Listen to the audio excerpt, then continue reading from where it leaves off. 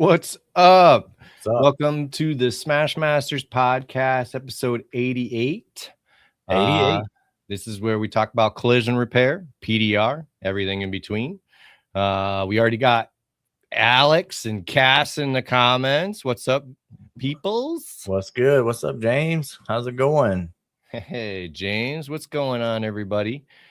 Man, MTE. Pretty fun. Oh, I had a blast. Yeah. It was the 25th anniversary of MTE. It was our third year, both of our third years going. Yep. And we did things a little bit different this time. What's up, Nick? Yeah, what's going on? We didn't do education day this year. We didn't. We did not. But we done other things that I felt were beneficial. I mean, maybe not, but I thought so. Well, so what we did is we volunteered to help out with the crew. So we helped set up the vendors. There's a lot that goes into that. There really is, to get that thing set up. I mean, it's a big show, so I mean, they need a lot of help, you know. I was surprised at how much of a scramble it was, to be honest. I mean, you got like one-man bands with a giant van full of stuff and trying to get everything done themselves and get everything set up. It's like, well, good thing we have people like us volunteering to help out. Yeah, they're like, I don't know what we're gonna do. We're just gonna get it set up the best way we can. So we just kind of went through and lended hands where we felt they could best be used. I don't know. And yeah, you know, no, that was a great experience. I'm actually looking forward to doing it again. I did miss. I wanted to catch the shop owners round table at least, and I ended up missing it. We did miss that. Yeah. We were just talking. You know, you get caught up with conversations with people, and then you look at the clock and it's later than you think it is. We didn't even really take any photos or anything like that. We're just kind of like there. Yeah, we're in the moment for sure. Yeah, for sure. But I kind of enjoy that. We did take plenty of video when we did the YouTube style video stuff. On Saturday. We went around. We didn't hit nearly as many booths as we wanted to. We were kind of rushing to do that, honestly. Yeah, it was. Yeah. It was. That's eye-opening how much time that took. It really was. It really. We had help from Greg this year. Gregory. Right. He was our camera guy. So if you see our YouTube videos from the booths, Greg is our camera guy. We really appreciate it. He did a great job helping out, and he did. And I mean, he was a trooper with it too. I mean, he's pretty much follows around the whole time, just recording. Yeah, but he's a great photographer. So I mean, I couldn't have picked anybody better for that. I really couldn't. Yeah. One thing I will say, I wish I had given him better video equipment. And I think we're gonna do that next year. This year was just my cell phone. I think next year we're gonna bring some better mics and some better cameras, and maybe dedicate more time to that. But that's my favorite part of the show, is going around and talking to the guys about their new products and everything. It kind of feels like a cheat code, having the podcast and being able to talk to those guys. And you tap Matt Boyette on the shoulder, he goes, "Oh yeah, let's do it." Let's do it.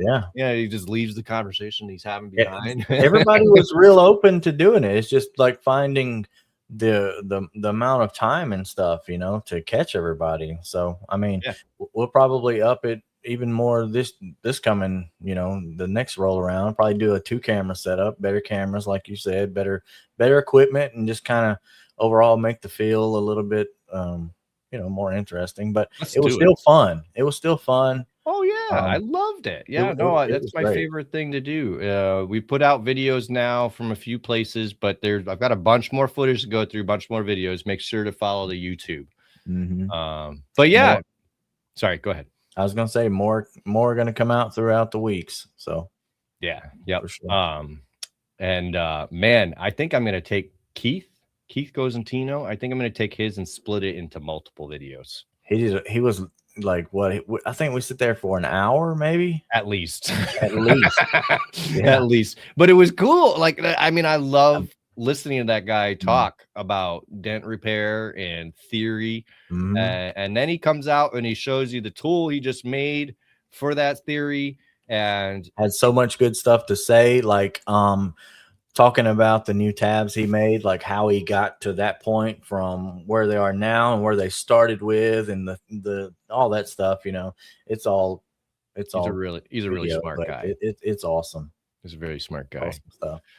But yeah, no, I enjoyed MTE. I highly suggest if you did not go and you do anything with dent fixing tools, whether it be in the body shop or PDR, go to MTE. Put your hands on these tools. You're gonna love it. Even besides the tool part, even besides that, there's education day. I mean, this year they added the octagon where guys were bringing up issues and there was drama and shit. So it was pretty cool. I really enjoyed it. Yeah, that was cool. Hey, Vince is in here. We were recording with Vince, and that one guy tried to take the microphone. So I never even noticed that. If you watch the Anson video, oh my God, there's this guy and he's like eyeing my microphone I had it on a whale tail, and I'm interviewing Vince. And he just comes, and then he comes up right behind us. He's just scary. And then he goes to grab it. And right before he gets to it, I think Vince gives him the death stare. He's like, what's going on? It's kind of wild. Make sure to check out that video, because right in the smack dab middle of it, some dude tries to yank my microphone. I don't know. Maybe he's watching. Right up on him. I don't know. Yeah, I have no clue what he was thinking about, but it was kind of crazy. He wanted to know about that blue light on the whale tail and what does that do for dents? Did we record the octagon? No, we did not. We did not know what to expect or what was in that. We sat through it and we were just kind of like, just hanging out to see. It was interesting. It was interesting. I think it'll be, now that everybody knows what it is, I think it will be way more interesting next year. I don't think this is the only year for that. Yeah, no, it started out like somebody just brought up a normal topic. It wasn't very controversial and some people were talking about it. But then it got into some topics like somebody brought up, and this was from the detailing side, but it applies to PDR, whether or not to connect with your competition in your area. Right. And the benefits of that, or why or why not.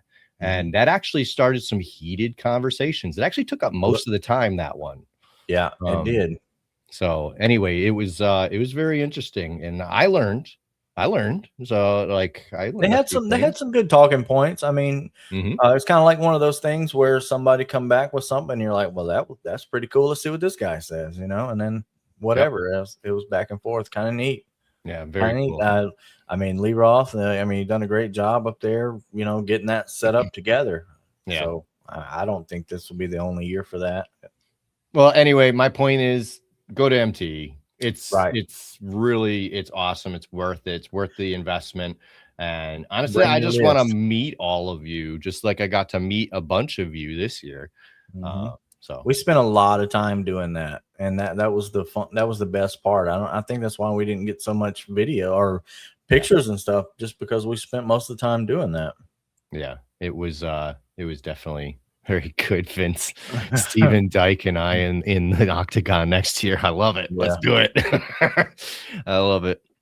Yeah. Oh, anyway, guys, and we got a great show for you tonight. Kind of swung the pendulum back to auto body. Our guest, bringing a very seasoned auto body technician who really excels in the mentorship area of collision repair, which a lot of us don't. So it's anyway, we had to bring him in, talk to him. Alan Thibeault, welcome to the show. Hey, what's up, guys? Hey, what's your name right? Yeah, you said it perfect. Awesome. I had practice with Cass a few shows ago. So. Cheated. You're absolutely right. But yeah, man, awesome. Thanks for coming on the show. You're in my home state of Connecticut. So still never even met. I'm like, shit. Yeah, I know. A couple towns away. kind of weird, but it'll happen. I'm sure it will happen. Yeah. maybe at Wicked Big Meat or something, some local car show or something. But yeah, definitely. Yeah, you guys have a lot of cool car shows up your way. I'm thinking that I see you all the time at car shows. Yeah, we got some wicked badass ones up on. I like the rat rod stuff. So we got like the Hootenanny. We had the Fallout. That was really good. Yeah, stuff like that's pretty cool. We have one here that's, I guess, the only, I don't know, I don't want to say only legit, but the only one that I tend to remember is called Blue Suede Cruise. And that one brings cool. up a lot of gathering, but past that, it's just real small, if any. They're not even really advertised. You just sneak up on them one day and you're like, oh, wow, there's like a little something out there going on. Yep. Didn't even know it. Yeah, that's how we found the Hootenanny. We're going down the road. I'm like, wow, look at all these cars coming out. And Yeah. they had music playing, and I was like, so yeah, ever since. Nice. I have followed small lines of cars. Usually I'm on a bike, just cruising around, and some nice cars go the other way. They're probably going to a car show. Mm-hmm. Just probably following right over there. That's cool. But yeah, there's lots of people, lots of cool cars in Connecticut, especially if you go down towards the coast and everything, and especially if you add a charity event to that car show, like the Dream Ride and the Dream Cruise. Oh, I bet that does bring some really awesome stuff. I've still never been to the Dream Cruise. That is the one, in my opinion, to go to if you want to see things like Paganis and Ferraris mixed in with lowered Civics and classic Camaros. Whatever. It's pretty much everything, and it's a big bike show too. So if you're into motorcycles, it's big on that as well. But they kind of split it into a whole weekend. It got so big they had to split the bike day and the car day separately. Oh shit. Yeah. But yeah, highly suggest that one.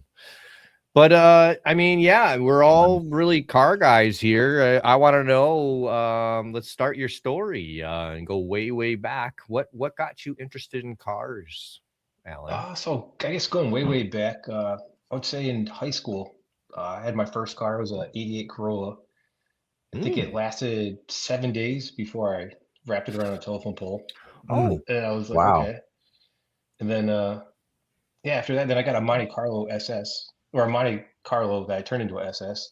Okay. So then what from year? there, it was 88. So I kind of stuck in that time frame of cars. And so we kind of souped that up. Me and my dad made it faster and faster. Crashed it so many times where I was like, okay, maybe I should slow down a little bit. Yeah. On that. Right. But yeah, then at this point, I'm 18 years old. I moved out of my parents' house the day I turned 18. Okay. So then I kind of had to settle down on the car, beaten up a little bit. Sure. And so I was kind of like job search. I didn't know what I wanted to do. I was a cook at a nursing home for a little bit. That was kind of like, this isn't really working. So then I got a job at making cameras for like medical cameras. And that job was just boring. That was probably the boringest job I had. Literally just cutting like little fiber optic things over and over. No, just kind of like on an assembly line kind of deal. Yep. Yeah. Very small assembly line. Stuff like that. Just, it's no fun. That's wild. Like I'd fall asleep doing it, and I'm like, this is. But they eventually laid me off on that. They're like, so they were nice. Instead of firing me, they laid me off, which was cool. And then my buddy's dad owned a construction company, and that was kind of cool. We were doing like small framing, a lot of concrete, but then I realized all the guys in this were like just beat up. They were just hurt. I was like, okay, I don't see myself doing construction for forever. And I'm like, I'm always smashing my cars up. Let me see about doing this collision aspect. And I thought I had to go to school, so I went to Barron, did the whole Barron setup. I didn't know you went to Barron. I went to Barron. Yep. Yeah, I went, and it was a small like little shack too, like by the airport. And I'm like, wow, this is okay. So I'll go to school. Do you know what year that was? I see. I was 18, 19. Okay. So yeah, it was 22 years ago, probably. So like 02, 03, 04. Yeah, probably like 04, 05-ish. Okay. I went. Okay. And so I did that. I graduated, thinking I'm like, oh, cool, I'm going to graduate. And I'm living on my own at this point. So I was working at Napa on the weekends, at FedEx at nighttime. Wow. So I was just hustling. It's kind of crazy, like before you nail down a career, we'll just use auto body, like how much different stuff you can find that there is to do. They're just little trinket kind of jobs everywhere like that. It's wild. Totally. Yeah, it was kind of fun too. Like I was doing like parts delivery at Napa, and Yeah. which was fun. And then I had a blast doing that. And then FedEx throwing boxes into a truck. That was. How'd you find all fun. these jobs? Was there something that would go-to method? Like back in the day, it was just the paper. Right. Like I would read the back of the newspaper. Classifieds. Go Yeah. into Classifieds and be like, okay, cool. That's how I found all my. go into the okay, gas cool. station and grab one of those papers, huh? Yeah, Yep. it was cool. Sure. Like Napa, I think at Napa, I was actually getting a part for my car, and they had like a wanted sign, and I was like, oh shit, I'm gonna apply for this. I could do that. And That was different then. It was oh, yeah, different. totally different. Yeah, I walked in and they're like, oh, you want a job? Okay, here, fill this piece of paper out. Filled it out, and like, okay, cool, you're hired. And I was Right. like, Yeah. I'm like, Yep. cool, man. Yeah. I started the next day for that, which was fun. Okay, so And parts then, delivery driving for Napa, it was like a part-time gig. Yep. kinda Yeah, that was stuff. like a All right. weekend, sometimes after school. And then I was going to FedEx that were like, I want to say like, it was some like overnight shift. So then I was working overnight and then wake up super early, go back to Barron, back to school and whatnot. So you had the early morning classes at Barron. Did they Yep. offer night classes at that time? Do you know? Yep. They had the Yeah. night classes, but Yeah. So when I went to Barron, they were in the new building in East Windsor. So it wasn't, I think they still had the dorms from the area that you were in, because some guys bust in from the dorms near the airport. I don't know. yeah, we had this like shack. It was like right the year I graduated, they were just moving into the new building. Okay. And we had like this like little tiny shack by the airport, and then we had a one over. Then there was like 3 locations that they would like bus us around on. Yeah. Or, like, Yes, we'd that drive was around before. to. That was before. I do want to talk about the trade school a little bit. So how long was the program?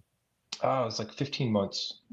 Yeah. I did the accelerated one where it was like do the custom stuff. So I was like, oh, I'm gonna do all the custom cool like hot rods and the custom paint jobs. And they offered the same thing at time when I did. So they offered the 12-month regular, and then if you wanted to do an extra 3 months of custom stuff, you could. Yep. Yeah. So I did the same thing, and I think it was smart of you to do that.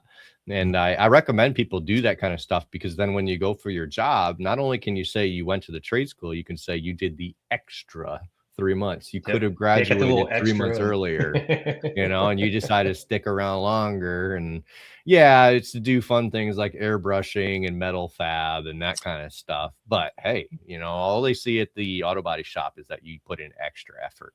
Well, looking to complete a task, like stuck with it from front to back. Yeah. Yep. Absolutely. I mean, just the fact that you could have gotten out at 12 and that's completed. Yeah. But the 15-month, you put in the extra credit. So and the extra one was kind of cool. Like the metal fab I was really sold on that. I was like, oh wow, this is cool. But then to get a job doing it, I kind of got stuck in like the spiral of like, I never really got into that like hardcore restoration shop to do the metal fab. And I mean, I can only speak from my experience. When I got out of Barron, it was 2009. That's right when the housing crisis and the economy tanked. So yeah, I wanted to get into custom and restoration shops. They all went under that year. Yep. So there was nothing. Yeah, there's nothing out there.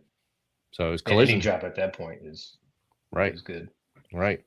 So anyway, so you were in Barron, 15-month program.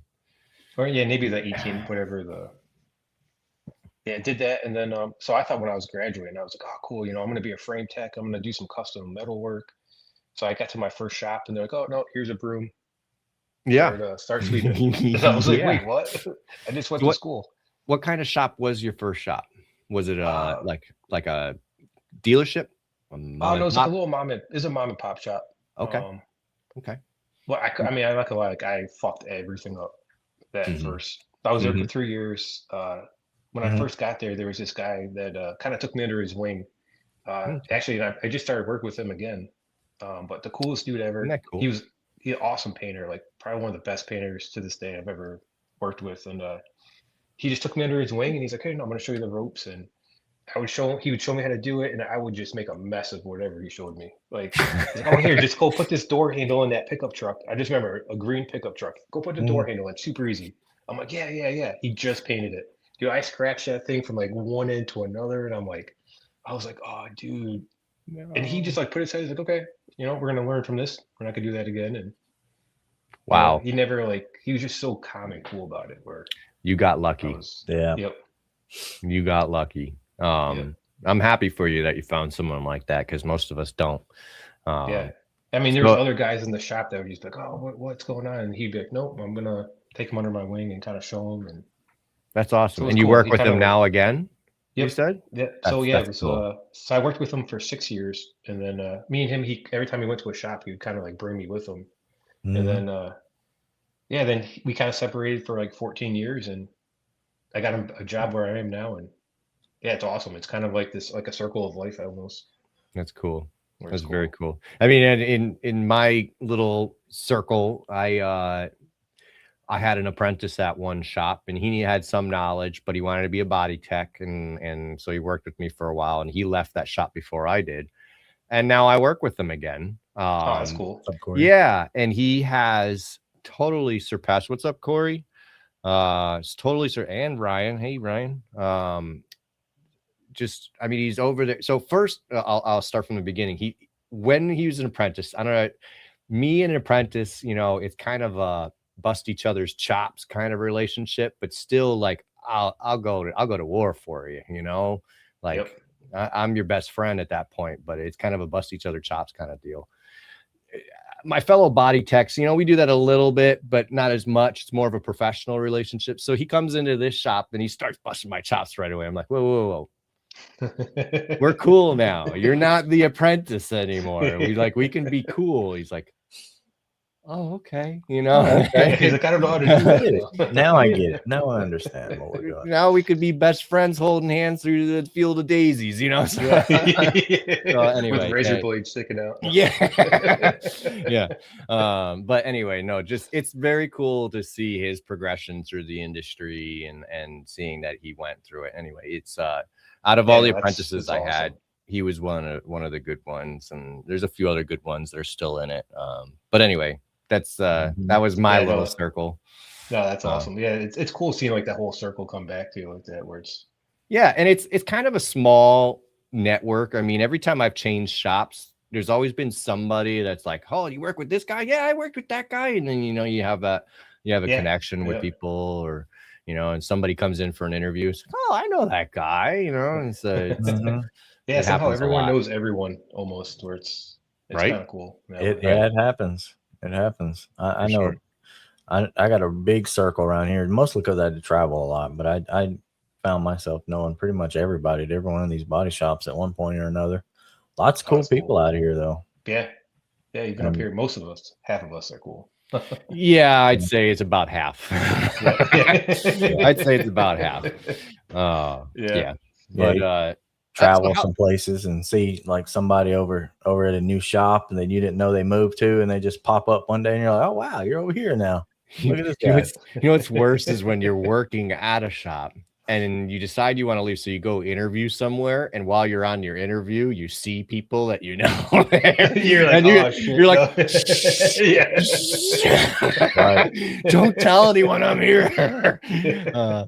I've seen that. It's happened to me a few times, and usually everyone's okay. They're like, I won't say. Yeah, they're like, no, it's fine. So that's happened to me quite a few times, actually. So how long were you at that shop, that first shop where he took you under his wing? My first shop I was at 3 years with that guy, Chris. He was the guy that kind of took me under. Okay. And I did I did a lot of like floor cleaning. So I did, push a broom a lot, kind of do a lot of cleaning, did small stuff, did tons and tons of sandblasting. So I did all the sandblasting there. Stayed busy. Yep. Yeah, there was tons of like busy work. Like we did payloaders for the town and dump trucks and cement mixers, and so it was like a lot of like heavy equipment we did. Then we did some restorations mixed in with it, which was kind of cool. So that's it was a cool, real mom and pop. Like whatever we can get our hands on, we did, and so we had some fun. Then after I left there, then that guy, the painter guy, Chris, he ended up going to another shop, and then he went to that shop, and he's like, "Hey, Al, I'm gonna go to this shop, and I'm gonna take you with me." And I was like, "Okay, cool." So it was a smaller shop we went to, and there we did a ton of like what do you call it, auction cars, tons and tons of auction cars. So it was cool. Like I got more hands-on for like dents. Everything was fixed, nothing replaced. Right. Yeah. And that kind of work. So it was kind of cool, like just to get that experience. And Good.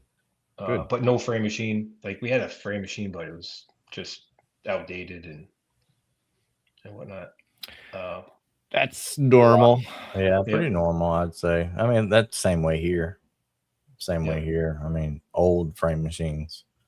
Tram gauge everything instead of everything was tram gauge, measure, like tram gauge and an old laser. I will tell you though, I mean, these measuring systems, if you go in and you only learn the measuring system, I feel like you're missing something because you're not learning the actual so you learn how to tram gauge, you learn a lot about the car's structure and how to measure it and how to figure things out. These kids, you know, their car liner, something goes wrong with the little track on the car liner. Now they can't use their car liner. Yeah, it's anymore. like the end of the world. It's like, oh, rude. You know, whereas I'm just like, oh, okay, go get the tram gauge, whatever. You know, let's get this done. You know, it'll take longer, but we get it done, you know. Right. So that's an important skill. I feel like that should be taught no matter what. Just the basics. Go back to the basics. That's hard to do in general though, to kind of look at the vehicle and just kind of be able to tell where something's damaged. Just, you know, like, because not all the time it's blatantly obvious, but if you fooled with that kind of stuff before you made your way around, you can definitely see what's going on. Yep. No, I mean, there are telltale signs when you get a car before it's been taken apart. Certain little things you see, you go, hold up, you know. I think this nose is swayed over a little bit, you know, and it's like it's only little telltale things, but if you don't see it before it's disassembled, you're not going to pick up on that stuff. That's when I realized I love taking my cars apart just for that aspect of I could see where the damage was and that's definitely swayed, or this definitely traveled through pretty hard. Yeah. I mean, speaking from the shop where I'm leaving now, they have a repair planning department that takes apart the car. That makes it tough for me to really do an analysis of the vehicle when I get it. It almost makes it impossible. I mean, because you get it, it's like all apart, so you're like, okay. Yeah. They just have the fenders off and all that. Or anything that's being replaced is off or should be. And anything that's being repaired is circled and says, you know, fix, you know. And so like my mind goes, okay, do we do the estimate, repair? I repair those panels, send it down the line. Then somebody else puts it together. And now he's putting it together and nothing's fitting. And they're going to me. Why doesn't the headlight fit? Yeah. Right. You know, and it's like like I pre-fitted it, you know, like I don't know why it's not fitting for you now. And then it turns out the whole upper radiator support's like this, you know, and nobody caught it in RP because they just zinged it apart, you know, and rip it apart as fast as possible. Yeah, so that model is I have certain problems with that model. In the same respect, I kind of like the fact that all I did was repair for the last 2 years. Yeah, that's cool. That's my favorite part of the process. So it's like, you mean I don't have to take things apart or put them together? Okay. You know? I really don't mind that part. I really don't. That wasn't really a big deal to me. I agree. I like all the aspects of it where it just makes it fun. It's like, okay, today I'm just going to reassemble stuff, or today I'm just going to, you know, take stuff apart. And I agree. I liked the change for most of my career. You know, sometimes you're repairing, sometimes you're taking it apart, sometimes you're putting it together.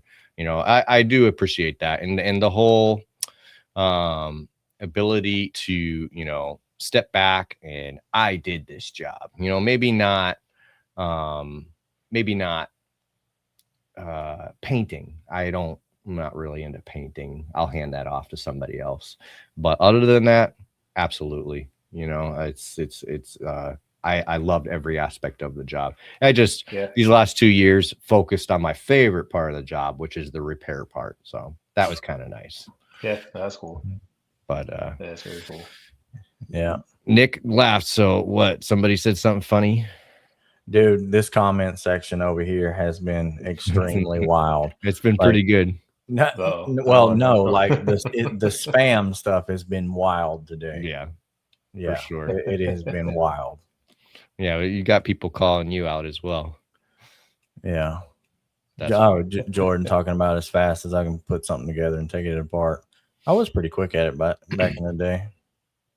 Ryan says a good triage tear down department should take photos of the vehicle when it's pulled in for you. So they do. It's hard to get the same analysis from the photos. I'm a look at it from every which angle, even from underneath kind of guy, and I think it's tough.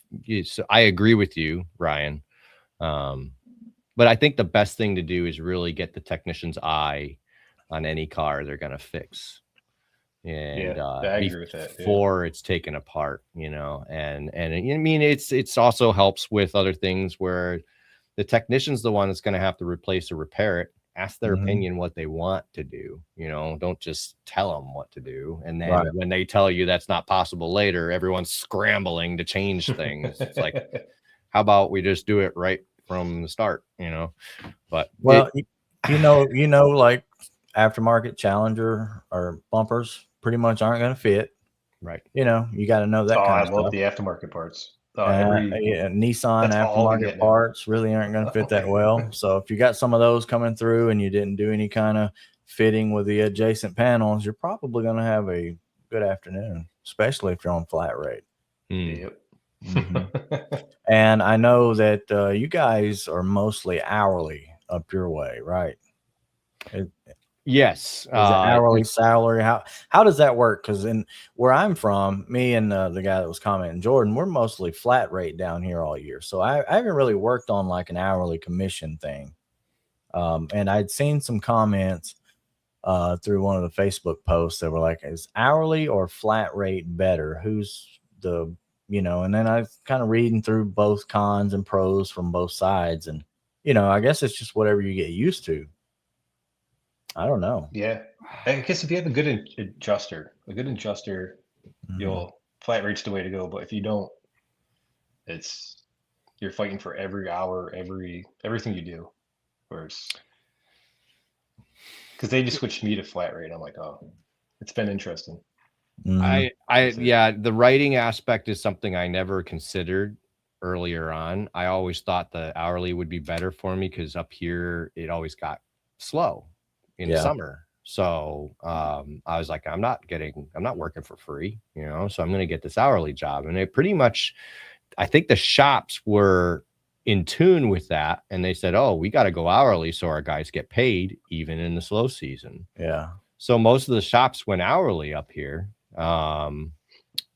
which in the same respect can kind of control the pay. So anyway, for me, the guarantee of the money was worth it. Once cell phones and texting became a big deal, we were busy year round. Now the technician would benefit better from being flat rate, in my opinion. But Alan brings up a great point that it's not a good idea to go flat rate if you don't have a good writer. You need a writer that can make sure you're getting covered for everything you're doing. And that's much rarer than you would think. You would think that, there's people out there that are just dying to get after these insurance companies. And there are some, but not enough, I mean, the insurance companies are very good at manipulating, and the people that have to talk to the body shops from the insurance companies are very good at kind of, I don't know, putting themselves in a position of being in charge, verbally. And I feel like some writers just bow down to that. They're like, oh, yes, sir. I'm sorry. I don't want to upset you. It's like, why don't you want to upset the insurance company again? Like, I don't understand that, because you don't want that social problem. And I get non-confrontational people. Yeah. Well, you shouldn't be a writer. Yeah, it's a job. At the end of the day, it's a job. It's right. You need to debate. Take it personal and no, you need to debate with these people and fight for what we need. I mean, this is a business. It's not. I mean, that's true. I mean, you do need a good writer and all this stuff, but just like I'll bring up a point that Michael says. I mean, you know, flat rate, there's a decline with age. I mean, good point. Depends. You know, if you pace yourself and do good, but also, you know, average hours turned.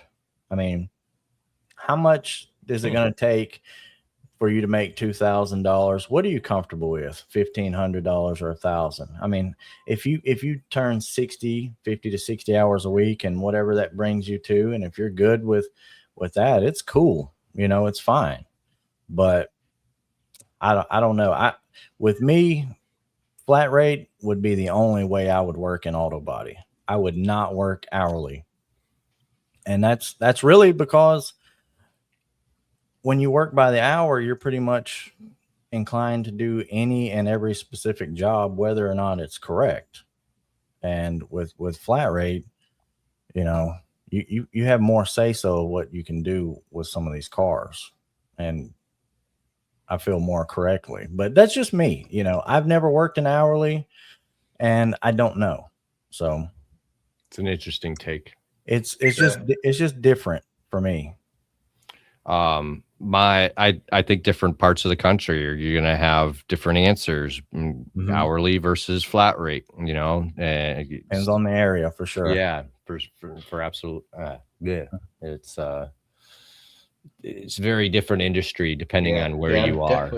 I'm new to it, so it's a big learning curve for me. It can have some downsides, but like I said, I mean, dictate what you feel like you want to make and make those hours match that. You know, I mean, you pretty much have to be proactive in everything you're doing. You have to kind of prep for it and do stuff a little bit. I don't want to use the words a little bit faster or cleaner than what you would do if you were hourly, because I don't know how anybody works on hourly. But I do know that you have to kind of be proactive and make sure that everything's done, kind of like a business owner. You know, you kind of have to be that kind of guy in flat rate. Yeah. So I guess my biggest downfall of flat rates, because I like training people like a lot, or like showing people, or, you know, just doing like the little extra stuff with like newer people. And it definitely deters me more of where you get a new tech and I'm like, oh, I can't really show you that. Like, I can't spend 5 hours with you showing you something where it's going to cost me money at the end of the day. So that's that's like one of the big things right now I'm having a hard time facing. It's that's a real downfall to it. I mean, so the shops that I see that are doing well with flat rate in the Northeast have they mostly have multiple locations, and they'll choose a person as a trainer role who gets salary. And that person goes from their different locations to train people, and gets a good amount of money. So it's I think I'd love to see that model catch on better up here. Because we have it at the shop that just took over our shop. We have a ambassador, and he goes around, but he's not like at the shop like all the time. But he's a wicked nice guy, and he just kind of goes around, has all the knowledge. And he does. So he was a tech at one point.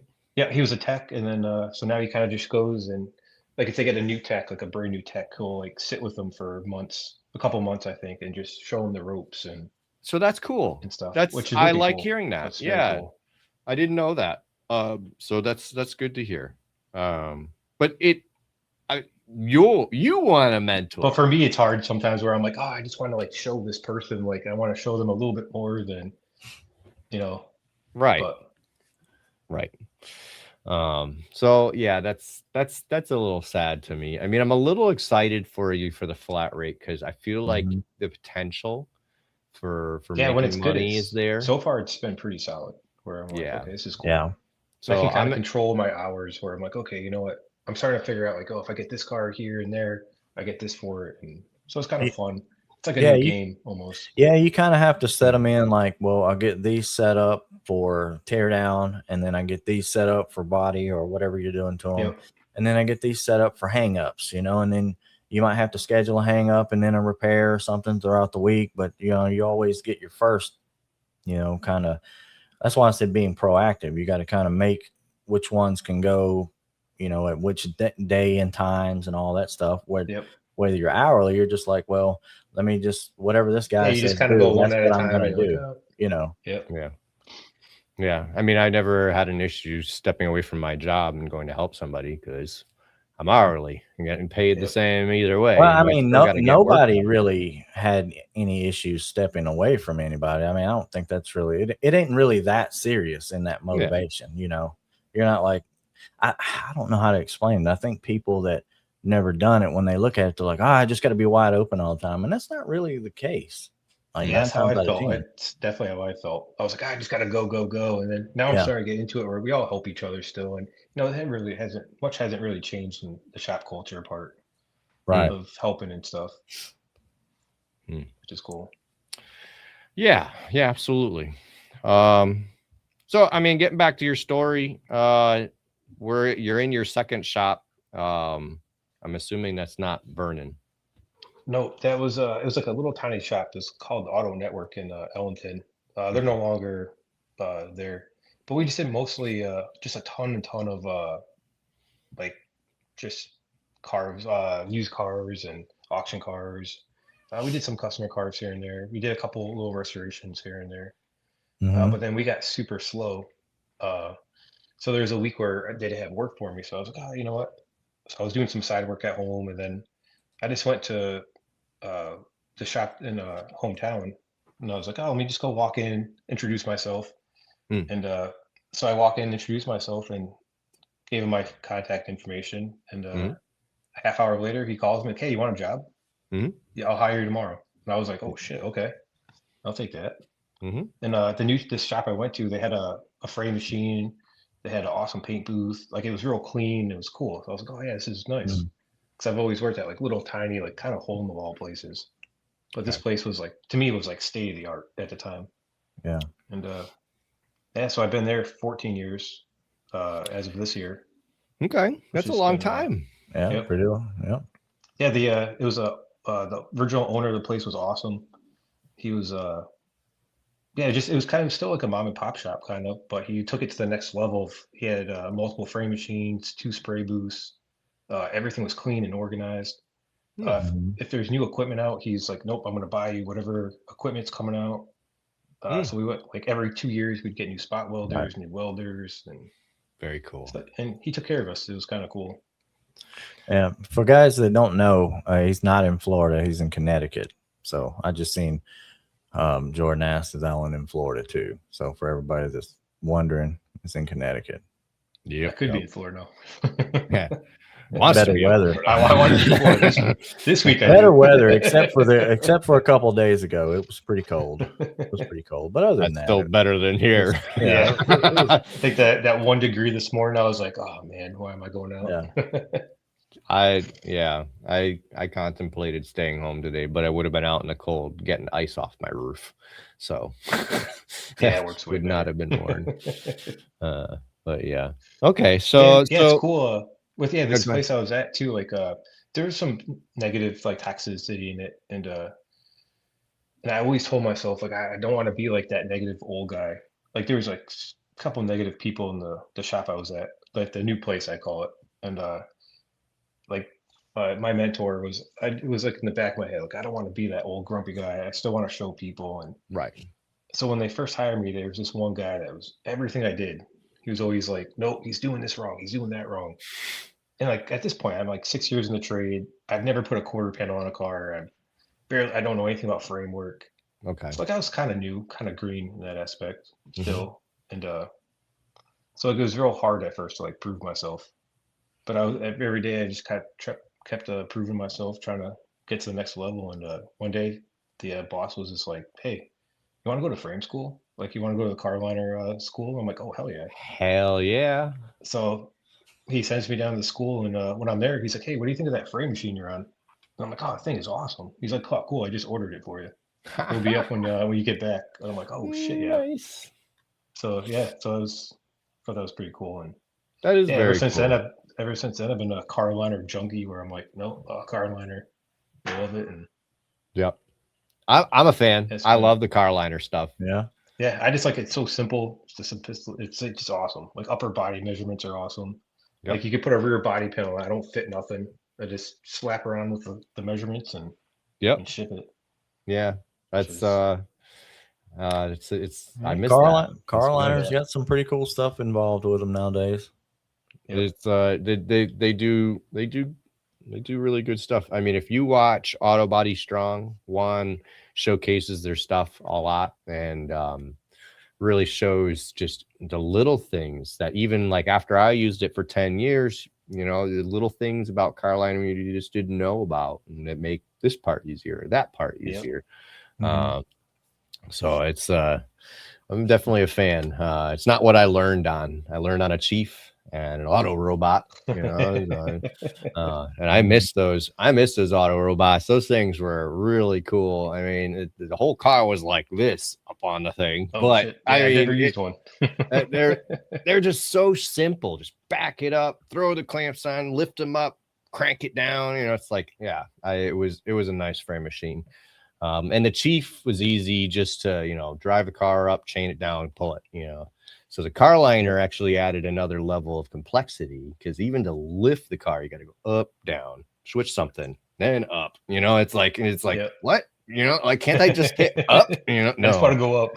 I just want to go up, So it took some learning, but man, once you learn the car liner stuff, it's super simple, especially the measuring. It's just that's the way to go. That's my opinion. So I do want to talk a little bit about mentoring. So you've had some chances to bring some people up in this trade. Is that something that you could see yourself doing full time in the future? Maybe like an instructor role, like in retirement or something like that? Oh, I could definitely see that. Yeah. I just love showing, I just like when people get excited about something and you can just see their brain just go, wow, what? That's awesome. Aha moment. Yeah. I live for that. Where it's like, it's cool. I can. And then when it just sticks with them too, I'm just like, oh, that's awesome. Yeah. I mean, when they come in the next day without remembering what like 20 times. Lucy, I'll give them 20 times, I'll remind them. Have you I'm like, oh, okay. Have you seen, just by over the years teaching people, mentoring, anything, what are some common things that are difficult for some people to get over, anything in specific, whether it's tear down or reassembly, just anything in general? I would say the first thing, every time I've always ran into something is just right when they come out of tech school. They think they're a master tech. Yeah, that's the hardest hurdle I've really had. So get that out of their head and get them back on level playing. Just kind of get humble, just a simple, just take a door handle out, simple, right? Kind of even just push a broom, just so simple stuff. Right. But then other than that, just I really think just maybe the reassembly part. Because it's, for them, I've always noticed it's easy for them to take it apart, but then the reassembly part, it's always been tricky where it's just, it's like a big puzzle to them. Right. Where they get kind of nervous with fresh painted parts or, I'm always like, I don't think about it being fresh, just slap her together. Yeah, just putting it back together.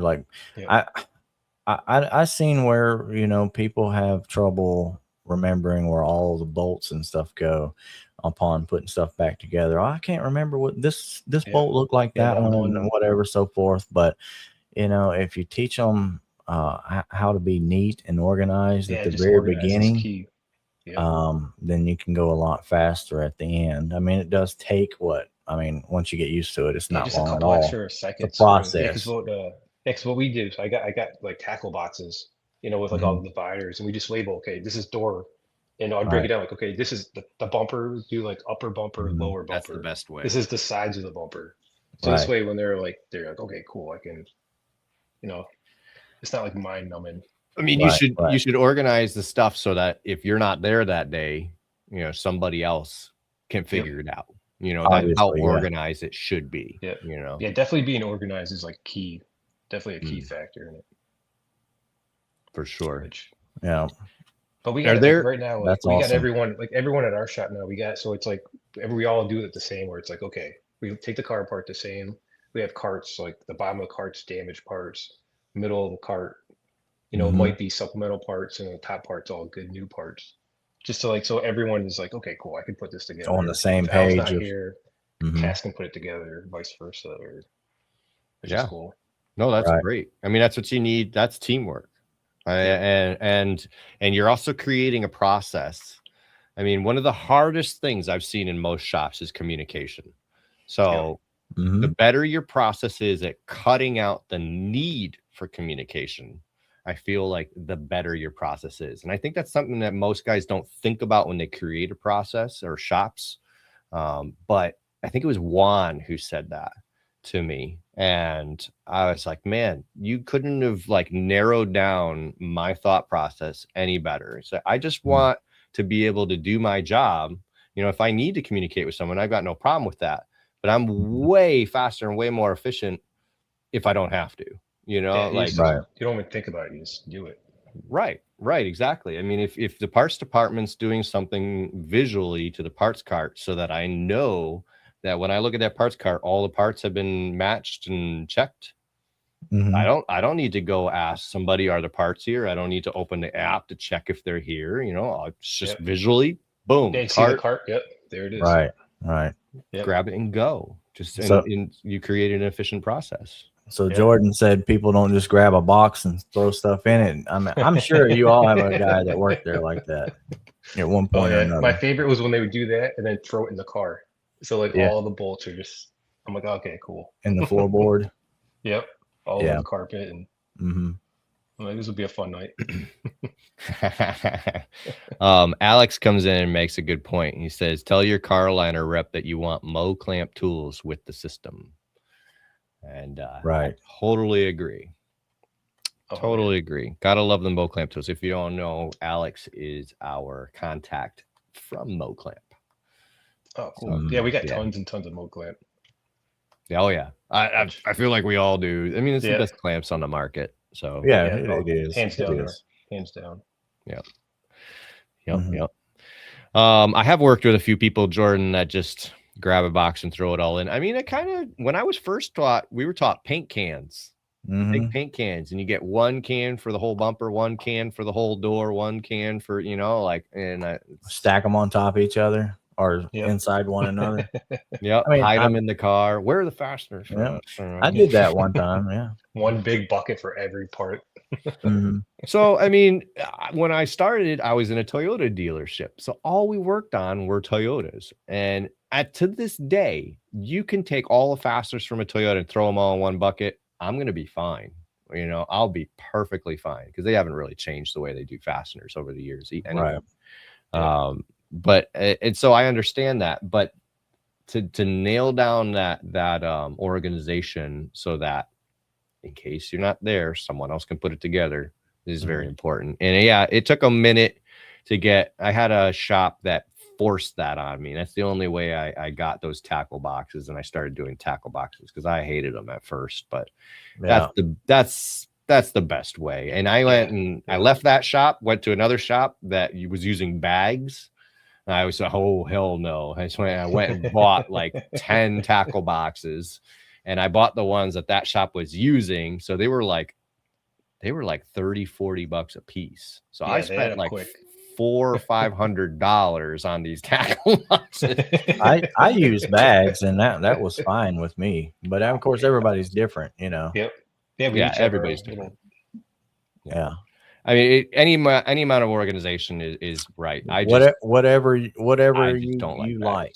Yeah. Whatever you enjoy, just as long as it can be the label. Try the bags tomorrow. Yeah. Now everyone's gonna be like, "Hey, Stefan, I'm using for bags. Bags are the best." If you guys go to using bags tomorrow, please let him know. I'm using bags, and this is. I'll tag you. I'll make a video. I'll tag you in it. All right, fine. I'll repost my video about bags that I made like 4 or 5 years ago. Repost that video, and then everybody go to it. I will. And tell everybody how cool bags are. All right. Only the cool kids use them. Well, we're coming down to the end here. I want to get some more questions in. So, Alan, we ask everybody, any trade, how long did it take you of doing the trade before you felt comfortable doing it on your own without having to ask a bunch of questions? Honestly, I'd probably say about like 6-7 years before I was like, okay, Great answer. I could do this. Like before that, I was, yeah. It That's a takes a lot. great It takes a answer. lot of there's a lot involved that people don't realize. Just, a simple little dent. I used to struggle with the simplest little dent. I'd make that dent huge. It'd be a big mound of Bondo. I'd be sanding for days, taking Bondo Stretching on, off, on, off, it. on, off. Yep. Yep. Mhm. Yep. So there's a lot of theory I had to learn quick, and it's a lot of failing. And if you don't have the guy like you did who took you under his wing, it can be a lot of ridicule too. Yep. And it makes you just not want to be in it, where you're like, nope. Right. Like, why am I here? Type thing. Right. And what's wrong with me? Why can't I get this? Yep. That's what's going through my head. My first 5 years. I mean, same here. It took a good 5 years before I felt comfortable. So anyway, we ask everybody that because if there's not any newbies listening now, there will be at some point to the recording, and it's important that they know that it takes that long to learn this stuff, so to not get discouraged and put your head down and just listen. Just keep listening, and and just keep trying. Just keep failing. The more you fail, the better you're going to be. Really. Yep. And if you're stuck in a shop like I was, full of guys that didn't want to tell you anything, and I say that, there was one in my first shop that I could go to, but he was a busy guy and it was hard to get him to really slow down to come help, so like, anyway, I just want to give him a little bit of credit. He was a nice guy. But the people that I was assigned to learn from, not as much. But forget where I was going with that. Man, just talking about just learning, I mean, it's a process. You're going to learn so much, and then you're going to practice that amount, just keep practicing, and you keep learning. Like, I'm still learning to this day. Like, I did remember. I just wanted to say that if you're out there in that kind of shop with those kinds of people, send me a message. Send Nick a message. Send Alan a message. Yeah, send me a message. We'll help you. Take pictures, videos. I was sitting on the phone texting a guy for hours last night who wants to get into PDR. He's a 19-year-old working in his grandpa's body shop, and he really just wants to learn the stuff for there, but he was ready to spend like $2,000 on tools, and it's like, whoa slow down. Let me give you some like advice on what things to pick up first, so you make sure you're into it, and then it's easy to spend $2,000. Let's make sure it's on the right shit. And it was a bunch of questions, and then it was, okay, what do you think? Should I push first or tap first? So it got into a lot. I love it. Send me messages. I will help anybody who shows that they want to learn, any kind of initiative. It's awesome. So, right. And he's talking about the after hours of practice too, that no one talks about, man. That right there is, you can gain a lot. Like once you get all the shops kind of semi-closed down and it's just you in there, that's when you can really do some heavy learning, some heavy kind of figuring out the entire process. So yeah, I mean, if you're new, stay late and put in that learning. And let's see, Michael Price is talking about new Blue generation. Yeah, the opportunities like videos and stuff. It wasn't too long ago that videos were very frowned upon as far as in the body shop. Like, did not want to record no type of work at all, ever.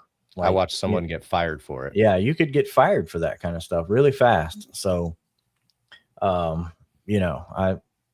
and then David said there's no help in Stefan. I would agree. I would agree with that 100%. That's my PDR mentor, right? he said he tried all he could do. He finally just gave up and went home. The one person you don't want to hear that from. God. Yeah, David probably knows that the guys I tried to learn auto body from were probably perfectly nice people, and I just, I was. Oh man. And I'm always looking back at like when I first started, like, oh man, I feel bad for like all those people. Like even my mentor, like Chris back in the day, I was telling him today, I was like, bro, I put you through some hell. He's like, all the stuff he had to fix for me. He's like, yeah. He's like, only if you knew, Al. Only if you knew. Yeah. yeah. It's I bet you I could do the same. I stayed in touch with those guys. Yeah, thanks for the GV. My car is currently in David's shop being wrapped, and it's full of all of my tools. I sent them a message today. I said, if you need to borrow a tool today, you already have it. It's already in there. It's already there. Just just go. Just get in there and then I'm staring at these little dings on a used door going, well, I guess I'm filling these instead of pushing them out. But back to the old days. Anyway, Alan, thanks for coming on. Thanks for having me. Is there anything you want to tell the crowd before we end the show? Anything we missed? Oh, no, that was pretty solid. Just for the new techs out there, just put your head down and don't give up. Like really. Like it's I love the trade. I've been in it 22 years. Yeah. There is one thing that you got going on that we didn't mention. We didn't even cover this, but you got Kiko coming up. I got Kiko. What are we looking forward to about that? And that I'm excited. That's gonna be cool. Okay. Yeah, I'm going up in April, April 13th. I think for the 5-day in-person training in Oklahoma City. 5-day. Yep. Okay, good. And yeah, I'm actually excited just for them to like tell me like.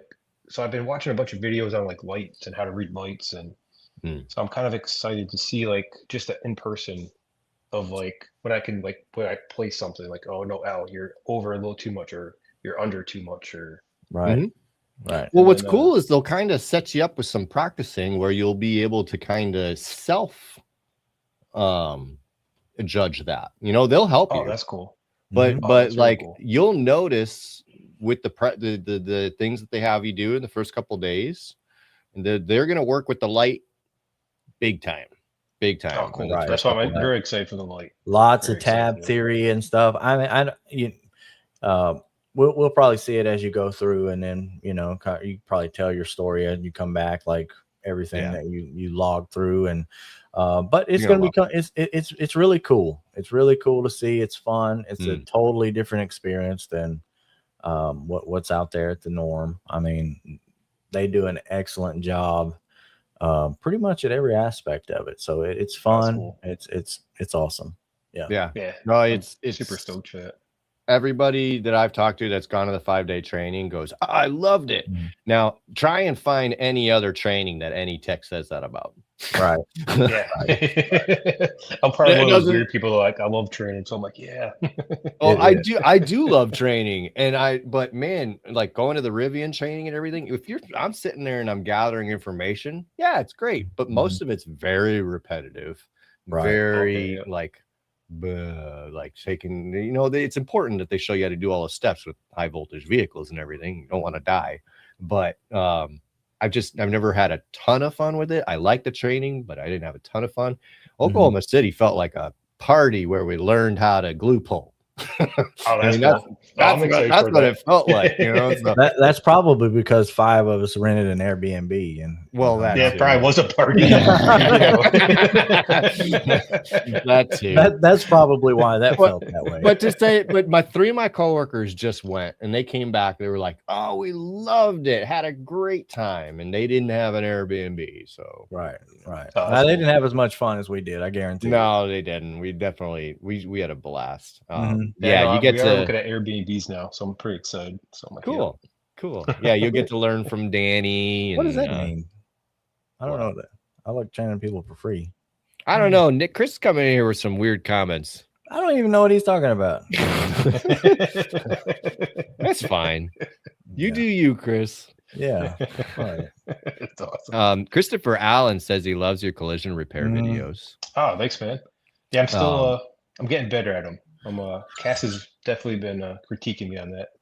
I didn't even love ask. them. I didn't ask you if you could even see any of these comments earlier. So before we got on, so I don't know if you've seen anything that I put at the bottom. Or I not. actually haven't been paying attention to it. Okay. It's probably better that you haven't. They get a little distracting, so you're fine. We've read any of the ones that were important, like this one. Right. David says, Alan, you're welcome to come by the shop as well. I'll be there tomorrow if Stefan's car's down there. Yeah, it is there. We'll get some practice. We'll get some practice on it. No making dents. You guys are on the YouTube over here. I apologize at the very beginning on some of these comments. They were crazy. Yeah, there were some inappropriate things popping up. We try and block them as soon as we can. We're pretty much on top of it. Yeah, it got to the yeah. No. Chris says he's been drinking a little bit. But anyway, that's how I started with David. I sent him a note on Instagram saying, "Hi, are you into training?" He's like, "Maybe." So I just showed up and introduced myself and just started shooting the shit. That's how that started. So that's cool. That's my biggest piece of advice. Just go show up. Yeah. Right. Yeah, right. I hope whoever printed out your rap put a little Easter egg in there somewhere for you to find later on. There's no print. Nothing's gonna be in there. It's actually pretty cool. He gets it. Oh shit. I'm actually it's very simple. What I'm doing is the back of the car is getting wrapped kind of a blue and it on a diagonal down the side of the car. And then my logo's going on the side, kind of a little bit into the blue, a logo on the back glass. And I'm going to put a QR code in my website, and that's it. Oh, that's cool. Just super simple, but I picked a blue that stands out, like really stands out. So I'll be, awesome. Everyone's going to be staring at me. I have to watch how I drive from now on. I'm like cutting people off now. I'm like, oh, I better get this in while I still can. Yeah, put the CT Dentworks logo under it. Yeah, that'll be great. That's all right. I'll get those. That'll be awesome. I'll get those hole plugs with CT Dentworks written on. Yeah. When I go drilling holes. David said, "Stop by and see him when you're in Oklahoma. He'd love to meet you." Oh hell yeah! Yeah, That'd be fun. Yeah. Now, when you're doing your dent thing, are you gonna go to shops too? Are you gonna focus more on? I'll be visiting you guys in a little while to try and get you guys some work in. Yeah. Oh yeah. So yeah, it's purple. Yeah, it's purple. The color I chose is more. It's like blurple. Okay. It's good. So that's purple back here, and then that's blue. I guess it's more purple, I guess. Yeah. Okay. Well, either way. If you saw it, you'd call it blue. I would. It's blurple. It's blurple. Gotcha. Yeah. Which I love blurple. What color? What is going on? What color is the CT Dentworks going to be under it? Do you know yet? Have you decided about that? Yeah. That's funny. His CT Dentworks van is army green, which is actually really badass. Yeah, it's pretty cool. Yeah.